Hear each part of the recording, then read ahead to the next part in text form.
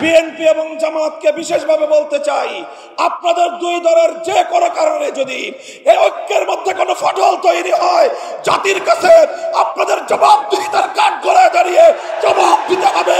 জবাব নিয়ে ছাড়বো আমরা। সংক্ষিপ্ত কয়েকটি বার্তা আজকের এই উপস্থিতিকে লক্ষ্য করে আমি বলতে চাই।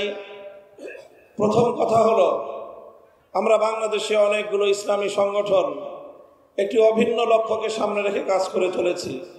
আমাদের লক্ষ্য এলায়ে কালিমাতুল্লাহ, আমাদের লক্ষ্য আল্লাহর জমিনে আল্লাহর খেলাফত প্রতিষ্ঠা করা। আমি সকল রাজনৈতিক দলগুলোকে এক একটি প্রতিষ্ঠান হিসেবে বিবেচনা করি। প্রতিটি প্রতিষ্ঠানের স্বকীয়তা থাকে, ভিন্ন ভিন্ন সৌন্দর্য থাকে। এই স্বকীয়তা এবং এই সৌন্দর্য ধরে রাখাই প্রতিটি প্রতিষ্ঠানের এক একটি বৈশিষ্ট্য।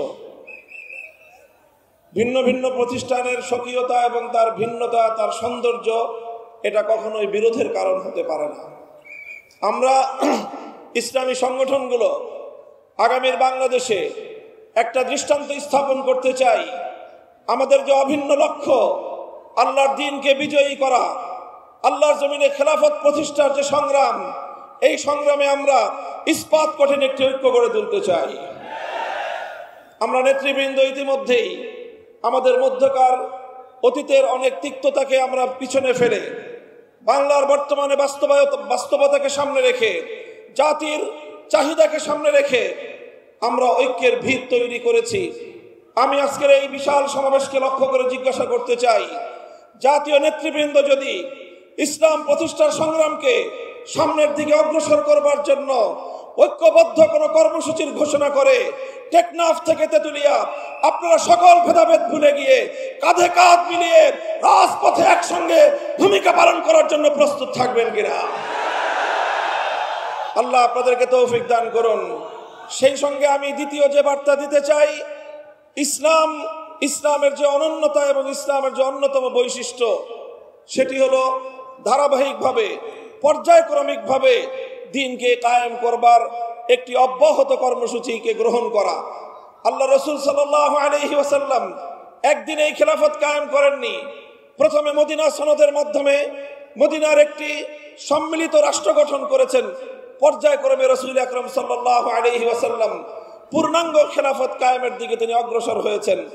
আজকের পৃথিবীর বাস্তবতায় বর্তমান বাংলাদেশে আমাদেরকেও সেই পর্যায়ক্রমিক ধাপগুলো অনুসরণ করতে হবে। সেজন্য সর্বপ্রথম আজকে বাংলাদেশের ইসলাম, মুসলিম জাতিসত্তা এবং বাংলাদেশের স্বাধীনতার প্রশ্নে আমাদেরকে সর্বপ্রথম আমাদের অভিন্ন শত্রু ভারতীয় আধিপত্যবাদকে রুখে দেওয়ার জন্য আমাদেরকে রাজনৈতিকভাবে ইস্পাত কঠিন একটা ঐক্য গড়ে তুলতে হবে। ভারতীয় আধিপত্যবাদ রুখে দেওয়ার জন্য আমাদের যে ঐক্য করতে হবে, সেখানে যেভাবে আমাদের ইসলামপন্থীদের বলিষ্ঠ ভূমিকা থাকতে হবে, ঠিক তেমনি ভাবে জাতীয়তাবাদী সহ দেশপ্রেমিক সকল শক্তিকে ঐক্যবদ্ধ করে এই আধিপত্যবাদকে আমাদেরকে রুখতে হবে। তাই এজন্য আজকের এই মঞ্চে বিএনপি নেতৃবৃন্দ রয়েছেন, জামায়াতে ইসলামের নেতৃবৃন্দ ছিলেন, তারাও আছেন, অন্যান্য ইসলামী সংগঠন সমূহ, ইসলামী আন্দোলন বাংলাদেশের মোহতারাম আমির পীর সাহেব চরমনাই হুজুর রয়েছেন।